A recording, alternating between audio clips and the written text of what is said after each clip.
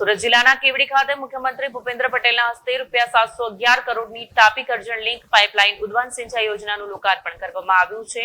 સાથે જ ₹208 કરોડની સિંચાઈ યોજનાના એક્સટેન્શનનું ભૂમિપૂજન પણ કરવામાં આવ્યું.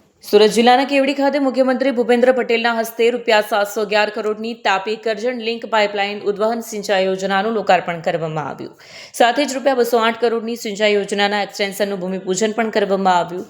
આ યોજનાથી આદિવાસી પંથકમાં વર્ષોથી સિંચાઈના પાણીની અછત ભોગવતા ઉમરપાડા અને ડેડિયાપાડા તાલુકાના 73 ગામોના હજારો ખેડૂતોને લાભ મળશે. કુલ 54,000 એકર જમીનમાં હવે સિંચાઈ ઉપલબ્ધ થશે, જેના કારણે ખેડૂતોની ખેતી અને આર્થિક સમૃદ્ધિમાં નોંધપાત્ર વધારો થશે.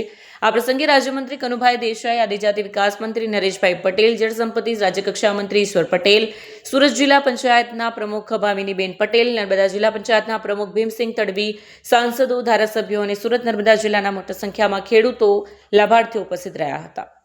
વિડીયો જર્નાલિસ્ટ સજ્જન વસાવા સાથે સત્યા ટીવી ન્યૂઝ, ડેડિયાપાડા.